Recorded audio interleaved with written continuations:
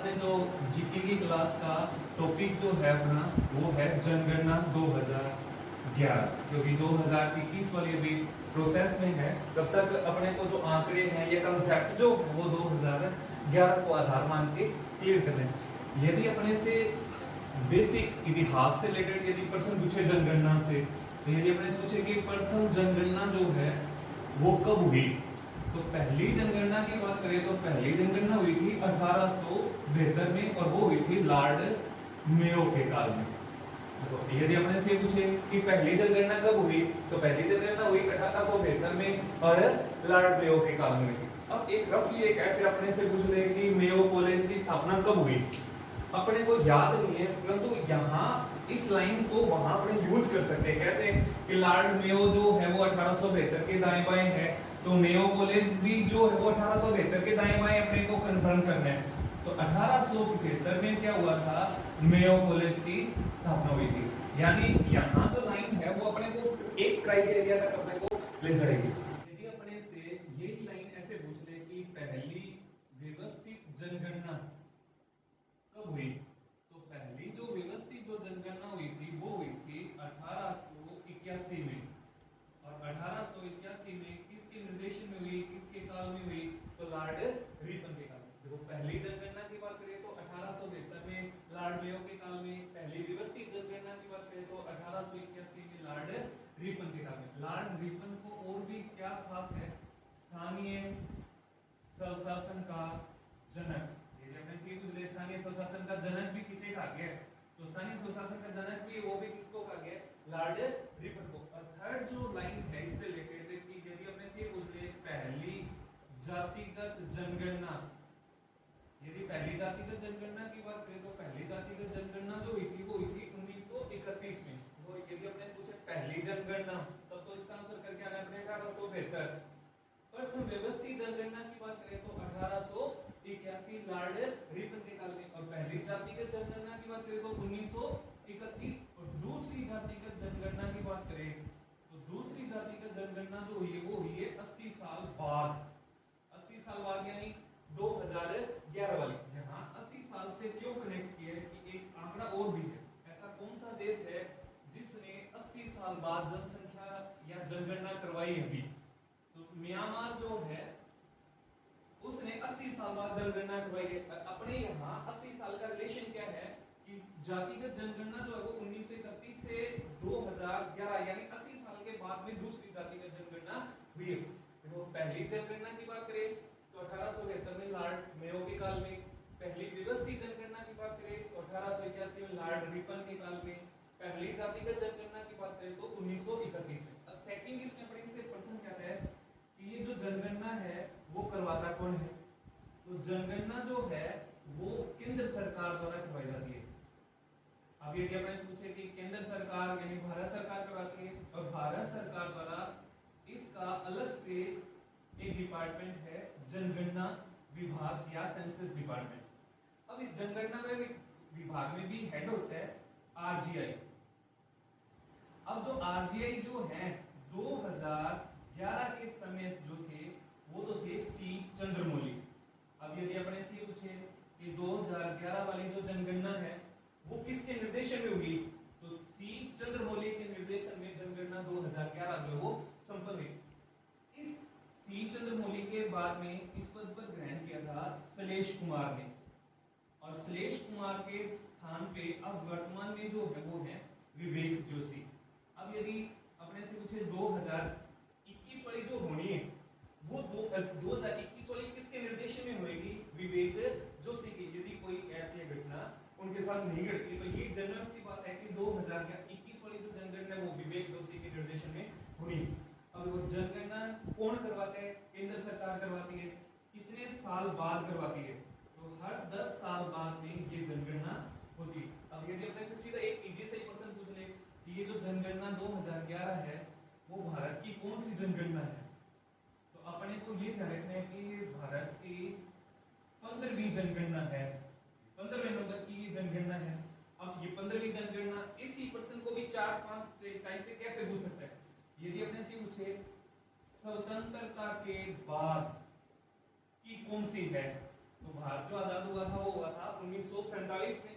अब स्वतंत्रता के बाद में पहली जो हुई वो हुई थी 1951, दूसरी हुई 1961, तीसरी 71, चौथी हुई 81, पांचवी जो हुई वो हुई 91 और छठी जो हुई वो 2001 और ये 2011 वाली जो है वो स्वतंत्रता के बाद कौन से नंबर की है? तो 7वीं है।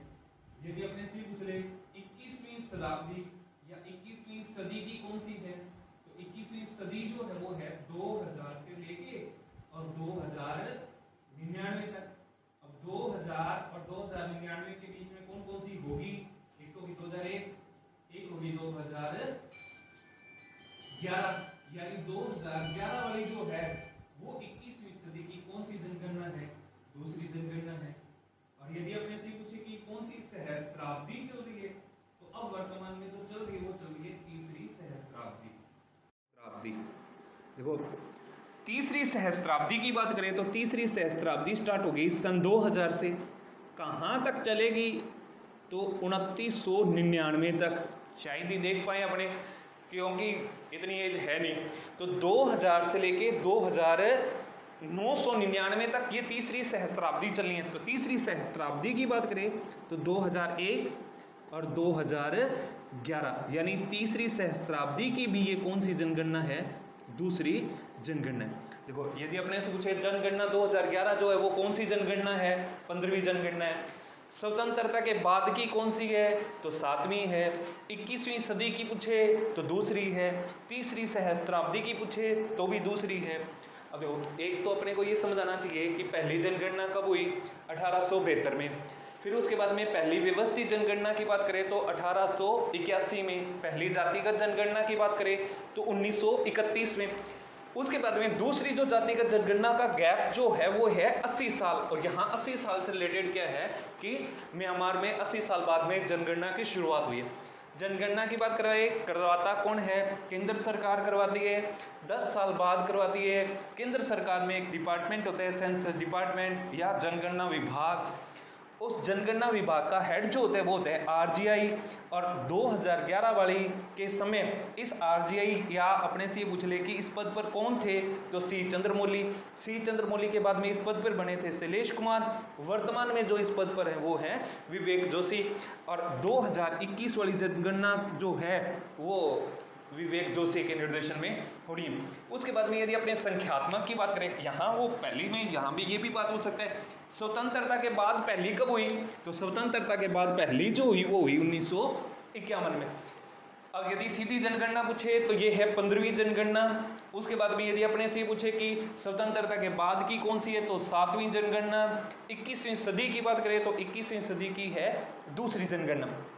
यदि अपने से पूछ ले 21वीं सदी की पहली जनगणना कौन सी है तो 21वीं सदी की बात करें तो जल्दबाजी में अपने को ये नहीं करके आना 1872, क्योंकि 1872 तो 21वीं सदी है ही नहीं, 19वीं सदी है।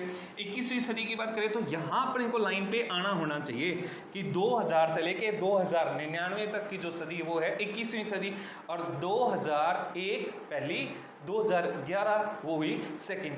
तीसरी सहस्त्राब्दी का मतलब होता है 1000। अब 1000 यानी 1 से लेके 999 तक पहला साल, 1000 से 1999 तक दूसरी, 2000 से लेके 2999 तक जो चलनी है वो चलनी है तीसरी सहस्त्राब्दी। अब तीसरी सहस्त्राब्दी की बात करें तो तीसरी सहस्त्राब्दी की पहली जो है वो है 2001, दूसरी जो है वो 2011, यानी 21वीं सदी की भी तीसरी सहस्त्राब्दी की भी जनगणना 2011 जो है वो दूसरे नंबर की है। स्वतंत्रता के बाद की ये 7वीं है, कंटिन्यूसली पूछे तो 15वीं है। और पहली जनगणना की बात करें तो 1872 है। पहली व्यवस्थित जनगणना की बात करें तो 1881, पहली जातिगत जनगणना की बात करें तो 1931। ये इतनी बात अपने को कंसर्न होनी चाहिए। यहाँ एक बात और ध्यान रखनी है कि जनगणना जो है वो तो होती है 10 साल बाद। यदि अपने से पूछे पशुगणना तो ये पशुगणना जो है वो करवाता है राजस्व विभाग। और ये पशुगणना जो है वो होती है 5 साल बाद। देखो यदि अपने से पूछे जनगणना तो 10 साल बाद, पशुगणना की बात करें तो पशुगणना होती है 5 साल बाद। ये जनगणना करवाते हैं केंद्र सरकार का जनगणना विभाग, पशुगणना जो करवाता है वो करवाता है राजस्व विभाग, और वो भी कितने साल बाद में, 5 साल बाद में। अब यदि अपने से पूछे कि पहली जनगणना कब हुई, पहली व्यवस्थित जनगणना कब हुई, पहली जातिगत जनगणना कब हुई, और यदि अपने से ये पूछे कि करवाता कौन है और कितने साल बाद होती है, तो ये बात अपने को बेसिक यहाँ पहले क्लियर होनी चाहिए।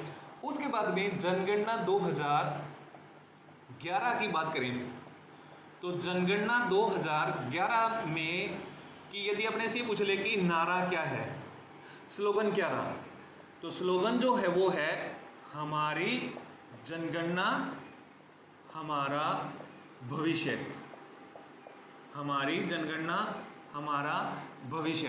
देखो यदि अपने से पूछे जनगणना 2011 का नारा क्या है, तो हमारी जनगणना हमारा भविष्य।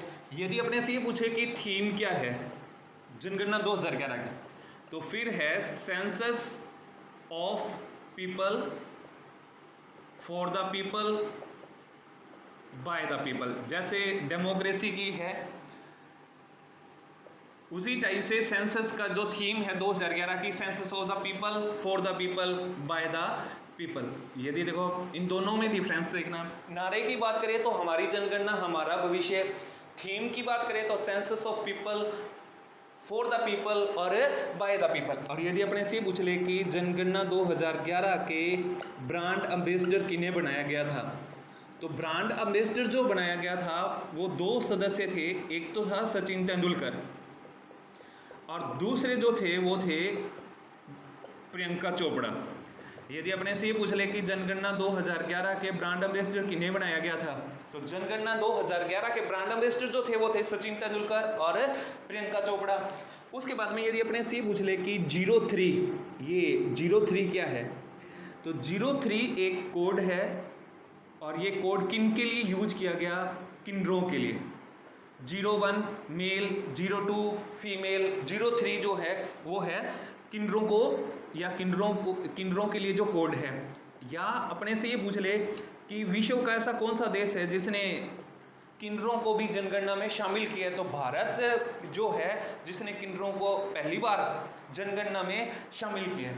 देखो जनगणना 2011 की बात करें तो नारा क्या है, हमारी जनगणना हमारा भविष्य। थीम की बात करें तो थीम क्या है, census of people, for the people और बाय द पीपल। और यदि अपने से 2021 की बात कर ले तो इसकी जो है वो है जनगणना से जन कल्याण, जनगणना से जन कल्याण। देखो यहाँ अपने को ध्यान रखना है, यहाँ दोनों में से पर्सन जो है वो कंसर्न होना चाहिए, आना चाहिए यहाँ से, क्योंकि 2000 चाहे तो 11 वाली से पूछ ले चाहे 2021 से पूछे, तो 2021 की थीम जो है वो है जनगणना से जन कल्याण और 2011 वाली census of people, for the people, by the people. Brand ambassador की बात करें तो ब्रांड एम्बेसडर सचिन तेंदुलकर और प्रियंका चोपड़ा। और यदि अपने से पूछे कि 03 जो क्या है, तो 03 जो है वो एक कोड है जो किन से रिलेटेड है, किन्नरों को शामिल किया गया है। भारत पहला देश है जिसने किन्नरों को भी क्या किया है, अपने देश की जनगणना में जो है इनको शामिल किया। उसके बाद में यदि अपने से पूछे कि एक आतंकवादी था कसाब, यदि अपने से ये पूछ ले कि जो कसाब की काउंटिंग जो है वो किस देश में हुई है, तो ये कसाब की जो काउंटिंग हुई थी वो भारत की जनगणना में शामिल किया गया था, भारत की जनगणना में शामिल। देखो जनगणना 2011 की बात करें तो जनगणना 2011 का नारा क्या है, हमारी जनगणना हमारा भविष्य। थीम की बात करें तो census of people, for the people, by the people. 2021 वाले की जो रहनी है वो रहनी है जनगणना से जन कल्याण। ब्रांड एम्बेसडर की बात करें तो ब्रांड एम्बेसडर है सचिन तेंदुलकर और प्रियंका चोपड़ा। 03 क्या है, एक कोड है जो किन से रिलेटेड है, किन्नरों को भी शामिल किया गया है और भारत पहला देश है जिसने क्या किया, किन्नरों को जनगणना में शामिल किया। और यदि अपने से पूछे कि आतंकवादी जो कसाब था उसकी जनगणना जो है किस देश में शामिल हुआ या किस में उसकी काउंटिंग हुई है, तो भारत की जनसंख्या में उसे काउंट किया गया, उसके बाद में फांसी की सजा दी गई थी। उसके बाद में यहाँ अपने आंकड़ों में पहला पेज जो है वो आता है जनसंख्या। अब यदि अपने से पूछे कि 2000 2011 के अकॉर्डिंग राजस्थान की जनसंख्या कितनी है? तो 2011 के अकॉर्डिंग राजस्थान की जनसंख्या थी 6,85,48,437। हालांकि वर्तमान में ये 7.5 करोड़ के लगभग है, परंतु वो भी आंकड़ा नहीं है क्योंकि 2021 वाली जनगणना भी हाल फिलहाल हुई नहीं है। तो अपने को जो आंकड़ा याद रखना है वो कौन सा याद रखना है? 6,85,48,437। अब यदि अपने से ये पूछे कि ये भारत का कितने परसेंट है, तो ये भारत की जनसंख्या का 5.67% राजस्थान में है। अब यदि अपने से पूछे कि राजस्थान में की जो जनसंख्या है वो भारत की जनसंख्या के कितने परसेंट है, तो 5.67% जो पॉपुलेशन है इंडिया की वो कहाँ रह रही है? राजस्थान में रह रही है। अब 5.67%। अब यहाँ अपने को ये भी ध्यान हो थोड़ा बहुत कि यहाँ भारत की जनसंख्या को याद रखने के लिए ये एक मोबाइल नंबर याद रखना है, 12,108,54,970, यानी 1,21,08,54,977 जो है वो किसकी पॉपुलेशन है? पूरे इंडिया की है। अब हालांकि वो पॉपुलेशन है वो ग्रोथ होगी, ये आंकड़े जो हैं वो 2011 के। इसके अकॉर्डिंग की बात करें तो 5.67% जो है वो राजस्थान में निवास करते हैं, और राजस्थान का भारत में जनसंख्या की दृष्टि जो स्थान है वो है 8वां स्थान। अब यदि अपने से ये पूछे, यदि लॉर्ड मेयो की बात करें तब तो अपने को ये इतनी बात सीधी सी याद रखनी थी, परंतु उसके बाद में व्यवस्थित जनगणना करवाई लॉर्ड रिपन ने।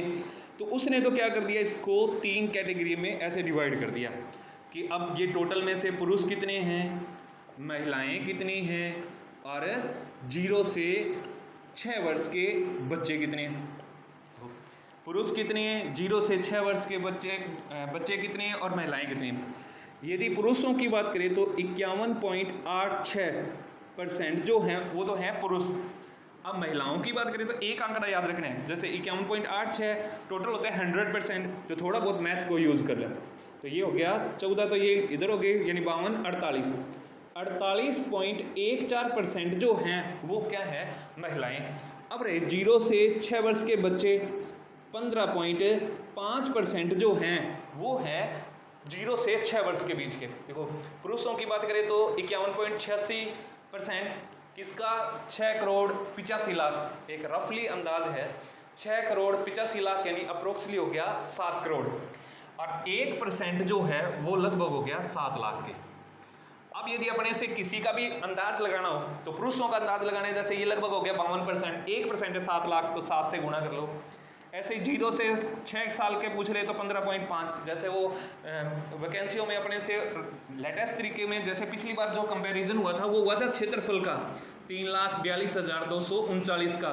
अब अपने को ये याद है कि 61% जो है वो किसका है? उत्तरी पश्चिमी मरुस्थलीय प्रदेश का, परंतु 61% नहीं पूछा, एरिया पूछ लिया, तो फिर अपने को वहां थोड़ी बहुत मैथ आनी चाहिए। इसी तरीके से यदि उसी को भी यहाँ जनसंख्या से कन्वर्ट कर दिया तो ये इतना का अपने को प्लस माइनस परसेंटेज जो है वो बेसिक अपने को आना चाहिए। तो 6,85,48,437 टोटल है। पुरुष हैं 51.86%, महिलाएं हैं 48.14%, 0 से 6 वर्ष के बच्चे जो हैं वो हैं 15.5%।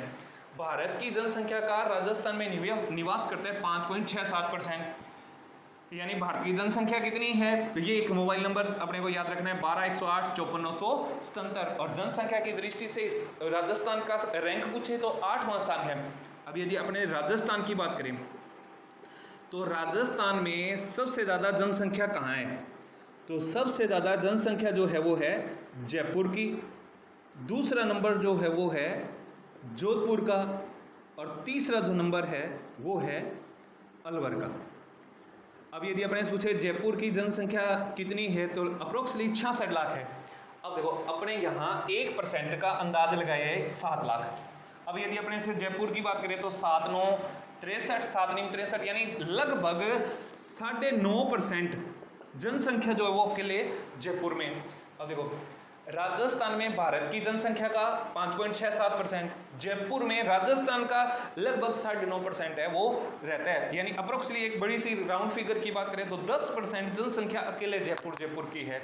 यदि अपने से सबसे कम की बात करें तो सबसे कम जो है वो है जैसलमेर की, फिर उसके बाद में जैसलमेर से ज़्यादा जो है वो है प्रतापगढ़ की। और थर्ड नंबर की बात करें तो थर्ड नंबर जैसलमेर, प्रतापगढ़ और सिरोही। देखो यदि अपने से जैसलमेर की बात करें तो जैसलमेर में 6.69 लाख, यानी राजस्थान का एकमात्र जिला जहां 1% से कम जनसंख्या रहती है। अब देखो 1% यानी अप्रोक्सीमेटली अपने 7 लाख लगा के यहाँ 6.69 ही है। प्रतापगढ़ की बात करें तो 8.67 लाख, और सिरोही की बात करें तो 10.5 लाख। यानी जैसलमेर की बात करें तो 6.69 लाख, यानी 1% से भी कम जनसंख्या वाला एकमात्र जिला जो है वो है जैसलमेर। 10% की बात करें तो 10% जनसंख्या जो है राजस्थान की सिंगल एक ही जिले में है, वो है जयपुर में। उसके बाद में यदि अपने से पूछे देखो जयपुर, जोधपुर, अलवर सबसे ज्यादा है, जैसलमेर, प्रतापगढ़ और सिरोही में क्या है, कम। यदि प्रतापगढ़ की बात करें तो यहाँ कार्यशील जनसंख्या सबसे ज्यादा है। अब कार्यशील जनसंख्या प्रतिशत सर्वाधिक, क्योंकि यहाँ के लोग जो हैं पॉपुलेशन के हिसाब से सर्वाधिक लोग जो हैं वो यहाँ काम करते हैं। यहाँ जयपुर में 66 लाख है तो स्वाभाविक है लोग काम भी ज़्यादा करते हैं। यदि अपने से देखो कार्यशील जनसंख्या सर्वाधिक पूछे, कार्यशील जनसंख्या सर्वाधिक, तो सर्वाधिक कार्यशील जनसंख्या जो है वो तो है जयपुर में, क्योंकि 66 लाख है तो काम भी यहाँ तो 66 लाख में से 8 लाख अप्रोक्सली काम करते होंगे, यहाँ इसकी पॉपुलेशन इतनी है। परंतु परसेंटेज की बात करें तो परसेंटेज में प्रतापगढ़ जो है वो पहले नंबर पर है। सर्वाधिक कार्यशील जनसंख्या प्रतिशत की बात करें तो प्रतापगढ़, सर्वाधिक कार्यशील जनसंख्या सीधा पर्सन आ जाए तो फिर है जयपुर। तो पहला अपना पोर्शन जो है वो है जनसंख्या। सर्वाधिक जनसंख्या वाले जिले कौन से हैं, तो जयपुर, जोधपुर और अलवर। कम की बात करें तो कम वाले हैं जैसलमेर, प्रतापगढ़ और सिरोही।